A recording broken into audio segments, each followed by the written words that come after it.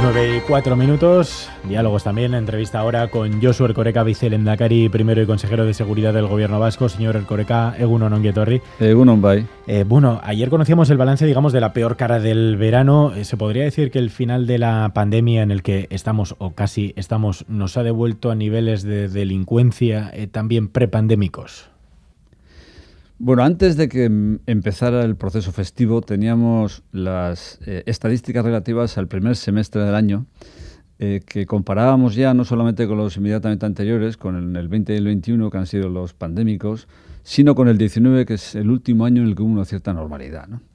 Y entonces ya advertíamos que hay un incremento, incluso con respecto al 2019 hay un incremento detectable en los datos de criminalidad, particularmente patente en algunos tipos delictivos, ¿no? En lesiones, por ejemplo, en delitos contra el patrimonio con violencia o con intimidación, y también en delitos contra la libertad y la indemnidad sexual, ¿no? Donde concretamente en las agresiones sexuales constatamos un incremento de hasta el 48% en relación con el año 2019, que es un incremento a tomar en consideración, ¿no? Luego ha venido el periodo festivo. Con estos datos en el trasfondo, estos datos que hacían referencia, insisto, al primer semestre, pensábamos, en fin, alguna vez yo creo que lo he hecho público así, sospechamos que el año podría ser, el año festivo, el verano festivo podría ser más problemático desde el punto de vista de la seguridad y de la criminalidad, pero sin embargo no ha sido así. Afortunadamente nos hemos acercado bastante a las cifras del año 2019, un ligero incremento que tiene que ver también con fenómenos como el de los pinchazos que no existían en el año 2019 y por tanto no se registraban y no constan en ninguna estadística, y sin embargo este año sí que constan, ¿no? Pero las cifras son muy parecidas y los tipos delictivos en los que se han producido, sobre todo los hechos más perseguibles, son básicamente los mismos, ¿no? Ahora habrá que ver cómo continúa el año, ¿no? Porque los datos que citábamos en el mes de julio relativos al primer semestre continuarán, digamos, en su normalidad, y habrá que ver cómo evoluciona, salvado el inciso, salvado el paréntesis vacacional o festivo, si se prefiere, donde no hemos detectado un empeoramiento preocupante del fenómeno delictivo, ¿no? El otro día el alcalde de Bilbao decía que efectivamente el número de delitos ha sido similar al de otros años, pero sí que ha aumentado muchísimo el de detenidos. No sé si esto es extrapolable a toda Euskadi o es algo que ha ocurrido solo en Bilbao. Bueno, esto no se puede generalizar, no hay que ver, efectivamente no, las dinámicas no son iguales en todas partes, ¿no? El alcalde ya a principios de las fiestas de Bilbao ya anunció que iba a haber una presencia intensiva de policía en la calle, y esto contribuye de alguna manera también a multiplicar las detenciones, ¿no? También es cierto que, las detenciones con la legislación procesal penal vigente todavía en el Estado español, muchas veces desembocan en situaciones frustrantes para las policías, en el sentido de que se practican detenciones y según entran las personas detenidas en comisaría o van delante del juez, pues salen por la puerta de atrás y en media hora están reincidiendo de nuevo y reincidiendo varias veces a lo largo de la misma jornada, ¿no? ¿Qué habría que cambiar para que esto deje de ocurrir? Bueno, esa es una reflexión, digamos, de largo alcance, porque cuando se aborda una reforma legislativa de ese tipo y se plantea abiertamente el reforzamiento de la prisión preventiva, todos abrimos los ojos y nos preocupamos también un poco en relación con lo que esto pueda suponer para el día a día. Es decir, que a veces en el fragor, digamos, de una experiencia de víctima de delito, se tiende automáticamente a pedir que se reforme la legislación para que las personas no entren y salgan el mismo día en comisaría y, por tanto, puedan reincidir en la misma jornada 3 o 4 veces. Pero, claro, la prisión preventiva es una privación de libertad, que es uno de los valores principales en un régimen democrático, ¿no?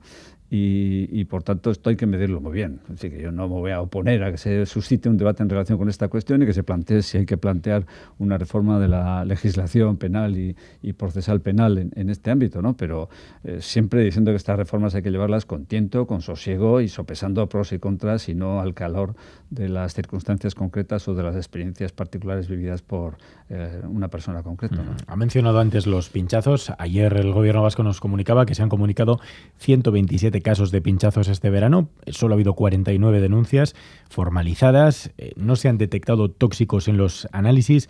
Pasado el verano, ¿tienen claro qué ha sido esto de los pinchazos, este fenómeno de los pinchazos?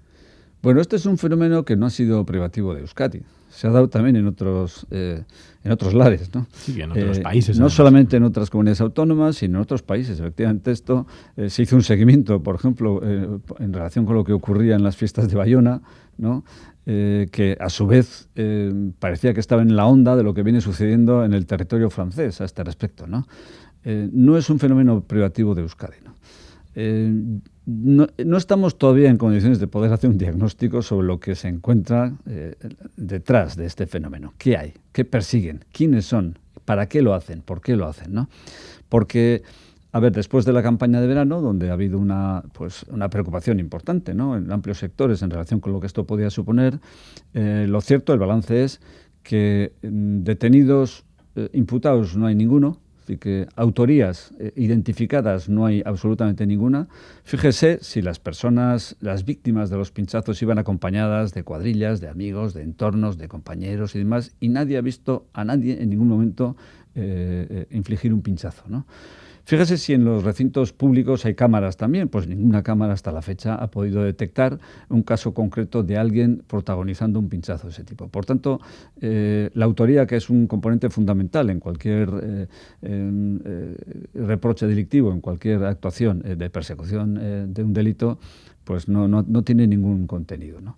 Después ha habido presuntos pinchazos que finalmente, después del contraste con las autoridades sanitarias o con los especialistas sanitarios, han arrojado un resultado negativo. No había tal pinchazo. Seguramente en el fragor de la fiesta o en el fragor, digamos, de la verbena, los roces y demás, pueden dar engañosamente pie a pensar a alguien que ha recibido un pinchazo cuando en realidad no lo hay, porque la erupción cutánea que se detecta no es propiamente la de un pinchazo, según dictamen especialista de las personas especializadas médicas que estaban siguiendo los protocolos, ¿no? Y después, claro, en los casos en los que sí se ha constatado que hay pinchazo, se han sometido a analíticas y las analíticas han arrojado un resultado negativo de manera sistemática, ¿no? En ningún caso se ha podido apreciar la existencia de sustancias químicas que puedan estar eventualmente relacionadas con algún intento de sumisión química, ¿no? Por tanto, con todo esto es muy difícil abordar. Si se pillara algún caso con un presunto autor, podríamos estar hablando, en el mejor de los casos, de una lesión leve, ¿no? Pero poco más. ¿Ha podido haber algo de psicosis social o mediática incluso? Bueno, a ver, se ha especulado mucho con respecto a lo que esto está suponiendo de limitación de la libertad de las mujeres. Es decir, si tú generas un entorno en el que determinadas actividades conllevan un riesgo, sobre todo para las mujeres, pues va a haber un colectivo de mujeres siempre que van a procurar eludir, ¿no?, incurrir en esos riesgos y no hacer eso que les puede llevar a esos riesgos, ¿no?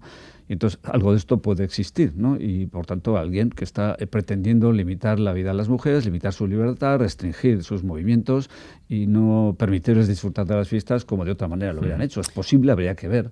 Esto ya es de un estudio sociológico. ¿A cuántas mujeres les ha obligado esto a renunciar a planes que de otra manera lo hubieran hecho, ¿no? Habría que ver, y sería interesante ver efectivamente si ese objetivo ha cuajado o no, o ha alcanzado objetivos o no en este verano, ¿no? De ahí que estudiaran tipificarlo como delito de odio, algo que por cierto no gustó aparte de la judicatura. Bueno, la calificación que se propuso originalmente desde la Ertzaintza era una calificación aproximada, una aproximación inicial, que es la que hace siempre la Ertzaintza inicialmente, ¿no?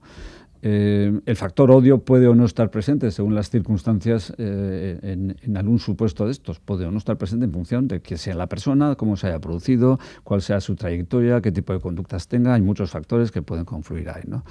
En cualquier caso, la calificación, la policía que afronta un presunto delito siempre hace una calificación inicial que después revisa el fiscal y que puede revisar el juez, pero que a su vez los jueces se revisan a sí mismos y los jueces revisan también la calificación hecha por el fiscal. Es decir, que las calificaciones son una manera de ubicar un hecho presuntamente delictivo dentro del cuadro de tipos delictivos que están vigentes en el Código Penal y luego cada actor de los que intervienen en un proceso penal pues van imponiendo el suyo hasta que la última autoridad la tiene la audiencia o la última instancia judicial que interviene en el asunto, que es la que definitivamente dirá cuál es la calificación que prevalece. Pero bueno, esta es una manera, digamos, de enfocar y de afrontar un delito con una calificación inicial que alguna tiene que haber, ¿no? Consejero, ¿qué está pasando en Santuchu? Antes esta mañana escuchábamos a los comerciantes de la zona denunciar robos casi diarios. Hemos visto además cómo los ladrones están robando las tapas de alcantarillas para abrir esos comercios. Los comerciantes piden a la Ertzaintza y a la policía local que actúen con más contundencia. ¿Qué mensaje quiere lanzar? Bueno, más allá de que pueda haber fenómenos que se me puedan escapar, en Santuchu hay bastante de lo que antes hemos comentado a propósito de los casos de personas que delinquen, por las razones que sean, y que reinciden en la delincuencia, aun a pesar de ser detenidos, apresados, puestos a disposición judicial e inmediatamente después liberados de nuevo, ¿no? En Santuchu, efectivamente, sí hay una perfectamente conocida, además, tanto por la Policía Municipal como por la Ertzaintza, una persona toxicómana que precisamente por la dependencia que tiene, pues necesita disponer de recursos económicos prácticamente todos los días y entonces pues se hace con esos recursos económicos quitando tapas de alcantarilla, rompiendo escaparates, intentando sustraer de esos escaparates pues efectos que le pueden reproducir recursos como para dar satisfacción, digamos, a la adicción de la que es víctima, ¿no? Entonces sí hay una persona que ha sido detenida en numerosas ocasiones, que es objeto de seguimiento también permanentemente, aunque esa persona conoce el barrio, conoce el entorno y procura no delinquir cuando sabe que está siendo vigilado y perseguido, ¿no? Entonces, en fin, normalmente las tropelías las comete cuando tiene una cierta constancia de que no está siendo objeto de escrutinio, ¿no? Y entonces esta persona ha sido detenida muchas veces, pero, en fin, como en otras ocasiones, pues se toma nota por parte del juez y se lo vuelve a dejar en la calle con las consecuencias que eso entraña. Es decir, un poco lo que comentábamos antes a propósito de los presuntos delincuentes en fiestas, ¿no? No es algo cualitativamente distinto a lo que hemos hablado al respecto. ¿Qué se puede hacer? Pues no sé. Usted antes hablaba de una posible reforma legislativa. Bien, está ahí la posibilidad de la reforma legislativa. Habrá que ver también si en algún momento determinado actuaciones presuntamente o aparentemente irrelevantes de cara a una posible prisión preventiva dejan de ser irrelevantes e incurren en alguno de los supuestos en los que la prisión preventiva es posible. Puede ocurrir, ¿no? Porque si la reiteración es muy abundante, pues al final se pueden incurrir en errores, fallos y incurrir en alguno de esos supuestos, ¿no? Pero es que poco más se puede hacer desde el punto de vista estrictamente policial, ¿no? Cuando dice que ha sido detenido muchas veces, ¿son 3 o 4 o hablamos de decenas de veces? Pues yo creo que por lo que sé yo, solo la Ertzaintza, no entro ya con la Policía Municipal, este año la ha podido detener 4 veces o 5. Solo este año. En 2022, ¿eh? ¿Qué le diría, consejero, a quienes dicen que Euskadi es cada vez menos segura, que Euskadi tiene un problema de inseguridad? Bueno, a ver, nosotros lógicamente nos preocupamos por esas percepciones sobre la seguridad y no solamente por las percepciones que son subjetivas, sino también por los datos objetivos, ¿no?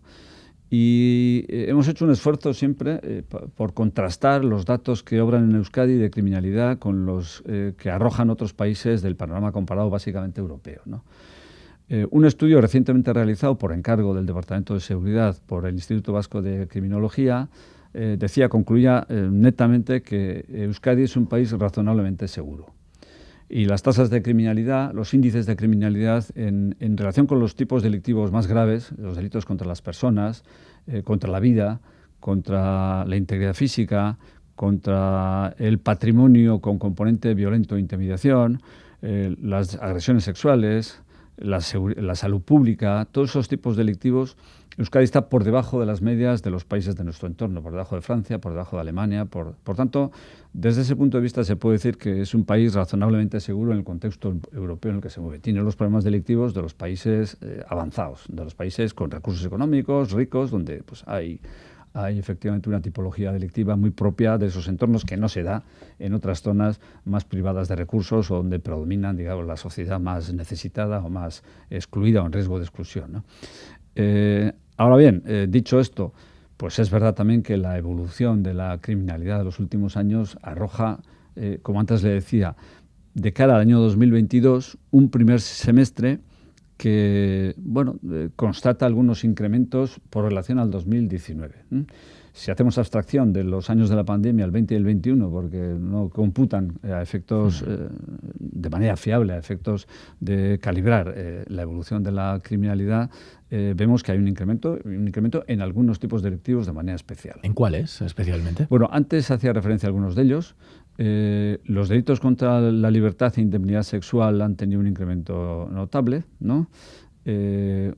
Hasta de un 50% en relación con 2019, lo cual es importante, es un incremento importante, pero también en delitos de lesiones, por ejemplo, porque las peleas, los enfrentamientos físicos con armas blancas se han multiplicado. Parecían que habían desaparecido, pero se han recrudecido últimamente, lo cual genera lesiones. Los delitos contra el patrimonio con violencia e intimidación también han experimentado algún incremento, ¿no? Y claro, no es como el hurto pasa desapercibido en el sentido de que la víctima pues descubre que le falta la cartera o el móvil, pero no sabe ni dónde ni cómo lo perdió, porque en fin, el carterista ha tenido una mano diestra y ha conseguido sustraérselo sin que se diera cuenta, ¿no? Uh-huh. Pero claro, un robo con violencia o con intimidación es un delito que deja huella. Dice que la víctima ha pasado un momento difícil, ha tenido un momento de enfrentamiento, incluso en algunos casos el enfrentamiento se traduce en lesión, ¿no? Porque hay un tirón, se le arranca la cadena o se le arranca el bolso y se le hace caer a la persona y tiene una lesión en la rodilla, en el codo, en fin, ¿no? Todo esto ya deja una estela de mayor gravedad y de mayor preocupación en la víctima, ¿no? En este tipo de delitos sí que se han constatado algunos incrementos. Por supuesto, luego ya están los delitos por Internet, que estos sí, año tras año van creciendo a una velocidad endiablada, ¿no? Y ahí el delito rey, año tras año, es el de la estafa a través de la red, ¿no? De Internet. Pero hay otros también delitos de esta naturaleza. Están la suplantación de identidad, están los acosos, están el tipo bullying, ¿no? Están las amenazas e intimidaciones que se pueden hacer físicamente, pero se pueden también hacer y se hacen a través de Internet. En fin, hay una serie de delitos que encuentran un medio adecuado en la red y se multiplican a través de la red porque nuestra vida se digitaliza y también el delito se digitaliza en la misma proporción, ¿no? Y ante este aumento de delitos, la solución o una de las soluciones es más agentes. Estamos en proceso de consolidación de plantilla de la Ertzaintza, más policía, también nuevos perfiles quizás que se adapten a los delitos. ¿Por dónde va la solución?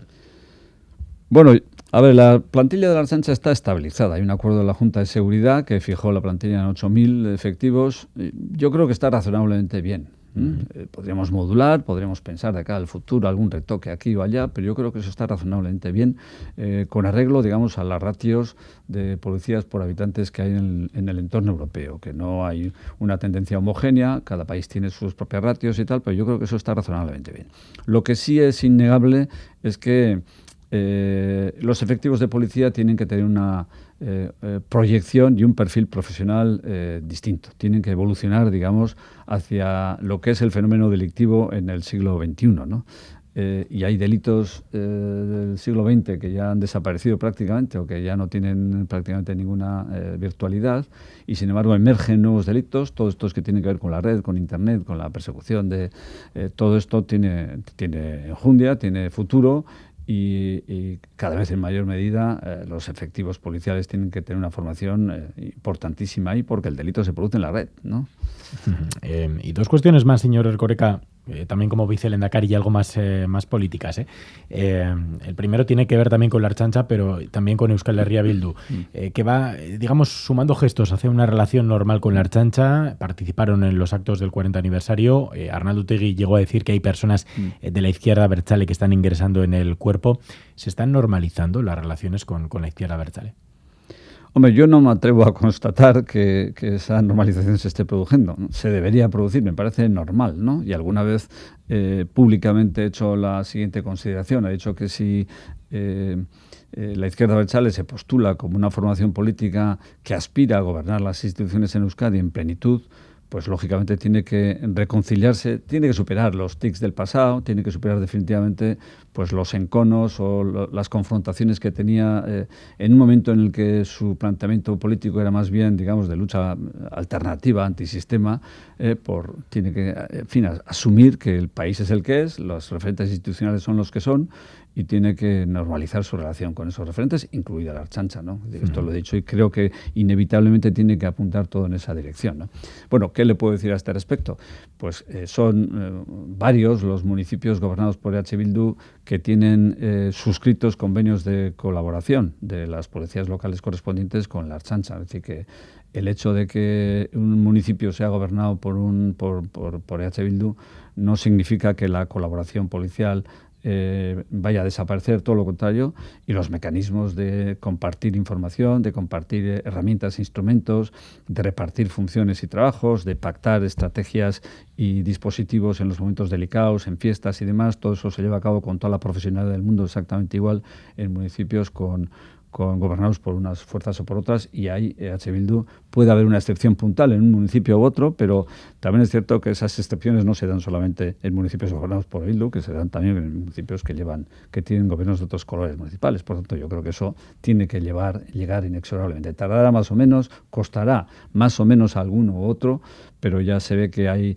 responsables municipales de EH Bildu que ya no tienen demasiados problemas para interiorizar que la Ertzaintza es un actor institucional más en este país con el que hay que operar y con el que hay que colaborar y que es fundamental para concebir nuestra institucionalización, ¿no? Y sobre las relaciones entre el gobierno vasco y el gobierno español, ahora mismo con ese problema, digamos, pendiente de las transferencias, dijo el otro día Neco Andueza, el secretario general del PSE, que están ustedes escenificando tensiones inexistentes para alcanzar protagonismo. ¿Qué transferencia pendiente diría que va a beneficiar más a la ciudadanía vasca? Porque es importante que se produzcan estas transferencias cuanto antes, teniendo en cuenta que hay dirigentes, Andueza, por ejemplo, decía eso, que este tema realmente no interesa.